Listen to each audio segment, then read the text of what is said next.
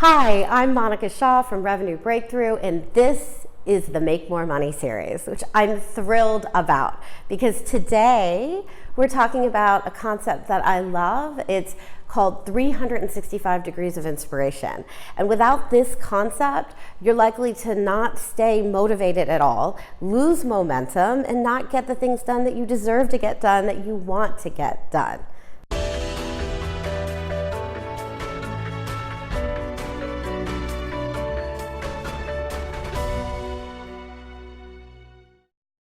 So let's get into it. Now, I just finished my big 3-day event of the year, Master Your Money, and one of the things that my clients always ask me is, how do you stay motivated? And I have to admit, the closer you're getting to any goal, the more there's a risk of self-sabotage, the more you're getting tired, the more you want to quit. It's just like any big thing. Like if you're running a marathon and you're like close to the finish line, you want to stop, right? Because it just feels like it's too much. And it happens for anything, whether it be an event that you're doing, whether you're planning for a webinar, whether you're writing those last emails for a lunch. If you're anything like me and my clients, you've noticed that motivation goes down. And you're like, oh, I just can't get to that last bit of, that last quarter mile. In fact, there's that lovely quote that says, it's always darkest before the dawn, right? Like that's when you just are like, I want to pull my hair out. I don't want to do this anymore. So one of the things that I do to keep motivated and to keep the momentum going is I set my entire physical space up so that everywhere I look, I am inspired by things that I love. And that's what I like to call 365 degrees of inspiration. And this you want to be doing for your office, wherever your office is, if it's in a spare bedroom or if you have a separate office space like I do. And you also want to be doing it for your home, because as entrepreneurs, often we're working out, in our home, or we're doing at least some of the stuff we do in our homes. So how do you get started here? The first piece of this 365 degrees of inspiration is make sure that everything in your home is something that you love. That you love your couch, that you love every piece of art that is put up, that you love every statue that is there. For some of us, it's like we've got hand-me-downs in our home, we've got pieces of furniture that are a little old and that aren't in alignment with us anymore, and it's like we just tolerate it. And every day that you look at it, you're like, it's just not your thing anymore. And I want you to understand that a secret to getting more clients, to being more charismatic, is keeping your vibration high. And that vibration being high, one of the secrets to doing that is being inspired by everything around you. So that's the first piece, is get out of your home everything that you don't like anymore, either that it was given to you and you never really liked it in the first place, or that you've just outgrown it. Get it out. And it doesn't have to be like at once. We're still doing this in my own home. We have a couple pieces of furniture that are literally like from the 70s that were given to me by my dad. And we still have them here because we use them, but like one by one, we're replacing our furniture with things that are nicer so that every time we look at them, we're inspired by them. Now, piece 2 is be intentional about what you create in your home. I like to think of my home, and that's just because I'm a highly spiritual person and I love magic and I love rituals. I like to think of every space and every shelf and every corner of my home as a place to create an altar. Now, when I say altar, I don't mean like a religious altar. I mean an altar to things that I love, an altar to remind me of how inspired I am, an altar to remind me of what I'm committed to. And so one of the first places that I do this in, and I'll show you what I've done in my home, is what I'm standing in front of is what I like to call my wall of inspiration. And so what I've put above me, this wall, is all my inspirational signs. So I'll let you go ahead and look at those. We've got everything from someday is made up of 1,000 tiny nows, to be fearless, to always believe that something wonderful is about to happen, to happiness is not a destination, it's a way of life. And then I've got this lovely sign here that says, this is my simple religion. There is no need for temples, no need for complicated philosophies. My brain and my heart are my temples. My philosophy is kindness. And this is just a reminder for me, right, of really like living in that philosophy of kindness, because that's something that I believe in as well. Now, of course, you're going to have different signs up for yourself. You're going to have things that inspire you. But what I love about this is that it is an entire wall of inspiration. So it's something that you can't possibly miss, and something that can really stay as momentum for you. And I want to go on to the second piece of what I believe is really inspiring. And that second piece of inspiration is the people. We're actually on the third piece, right? Because the first piece is getting rid of things. The second piece is what you put on your wall. And the third piece is the people who inspire you. Now, what you're going to see, so for me, the most inspiring people in my world are my family. I'm a big family person. I was blessed to have a father who is my hero. My sisters are amazing. I've got 6 nieces and nephews who are loving and sweet. So when I think of them, I always think of these people who are like my my cheerleaders and my rocks in my world. And honestly, they also remind me that like when I think something's horrible in my business, they're always sort of like, no, like life is really good. You've got the things that you need. You've got love, you've got family, you've got people. So that thing that you think is really important, it's not that important because you've got the basic important things. And I think as entrepreneurs, we have to be reminded of this. So what I have behind me is a wall of photos of my family. And in this wall, I've got all my family members and my husband and I, right? And he's also a major inspiration for me. He always reminds me of the most important things. So the fourth area of inspiration is making sure that you're writing down things that are inspiring for you and putting them up on your wall. Now, this is just a big Post-it pad that has that sticky stuff behind it. And I actually have a couple of these in my house, and these are over-the-door hooks that I've put the Post-it pad on that you can take on and off, so it's movable on any door. And this particular one, I actually moved it out for this video, but where it actually lives is, this is our bedroom, and so it actually lives on the bathroom door in our bedroom. So this is the first thing I see in the morning before as I wake up, which is a really important component. What is the first thing that you're seeing in the morning? What are you reminding yourself of as you start the day? And for me, this changes, right? It just depends on where I am and what I'm focusing on in the moment. But there's a couple phrases here that I think are a bit important to me that I'd love to share with you. First is this one here at the top, and it says, will you identify with your soul or the voices in your head or your ego?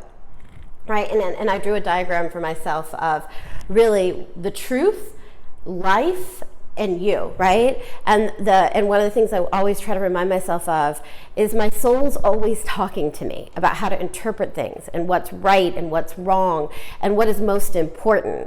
But life is always sort of intervening, right? Life's like in your head and your ego are always saying, no, this is more important and that's more important. But your soul knows that everything's okay, and that the most important pieces of your world are things like love and family and friends. And so what I always try to remember is to follow the voice of my soul instead of the voice of my ego. And when I follow the voice of my soul, it always leads me in a better direction. And the same is true for this one. This phrase is a fun one. Train like a racehorse, think like a bumblebee. Now, what that means is train like a racehorse, think like a bumblebee. Racehorses will go out and race, right? They go out and they practice no matter what. They follow the guide of their coach or their trainer. They don't look in the next stall and compare themselves to the other racehorses and think, gosh, my legs are stronger than his legs, or my legs are not as strong as his legs. They just do the work. They train and they race. And that's one of the things that we need to be doing as entrepreneurs, is doing the work. Stop making excuses, follow what our coaches say, not compare ourselves to others, and just do the work. And then think like a bumblebee is the fact that bumblebees actually, their body weight is so big that it's a miracle that they get into the air and they fly. And for years and years, the insectologists who didn't even know how bumblebees could fly, they just thought it was a miracle. And so that's what's so interesting is it's like you want to train like a racehorse and then think like a bumblebee. Think, really hold on to your dreams and hold on to the miracles that could have happened and keep dreaming. And that's something that I always try to remember. Train like a racehorse, think like a bumblebee. Now let's go on to the final piece of inspiration that I want to share with you today. So it's so fun to be like showing you my home and showing you this inspiration. This is what I call my chakra wall. And so so we're gonna pan so you can see all the different chakras. I bought this in a store on a college campus, and I fell in love with it because it's a guide of sort of prayers or affirmations to open up each of your chakras. Now, your chakras, if you don't know what they are or you haven't really heard about them, some people are into them, some people aren't. I happen to be somebody that is.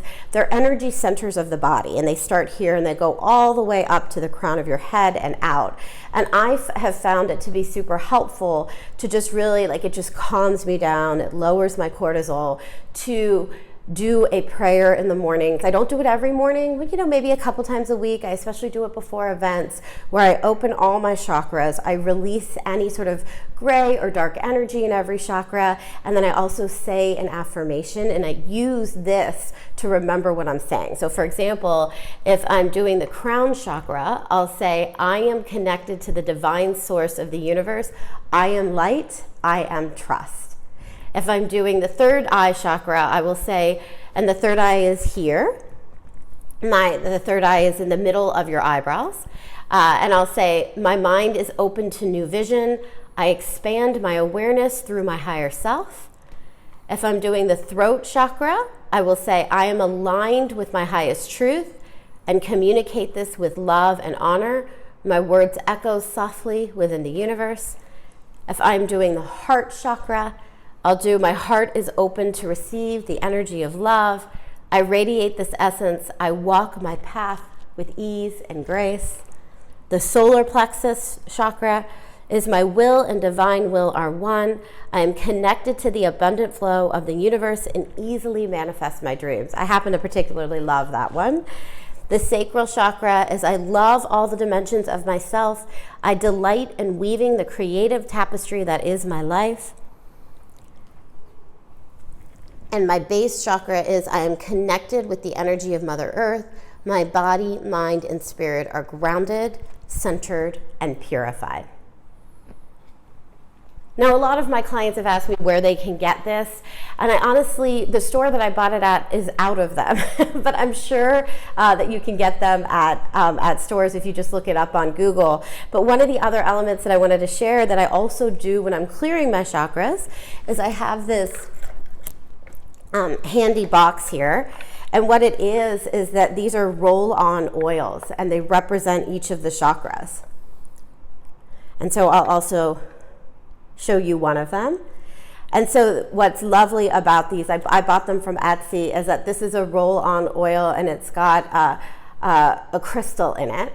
And so what I do is when I'm opening my root chakra, I put this oil on my root chakra. And it's just fun. It's fun to have tangibles. It's fun to have things to play with.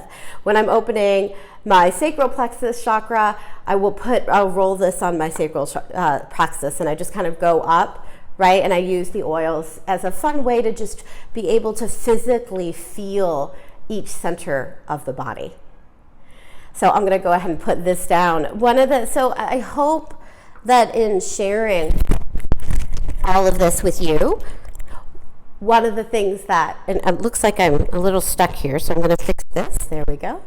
I hope that in sharing all of this with you, I have inspired you to create 365 degrees of inspiration in your home, because so much of what we do is about being inspired. And one of the things I really like to train my people to do is, instead of forcing yourself to do your work, being pulled into your work, being called into your work, so that you're not forcing it, you're being inspired by it.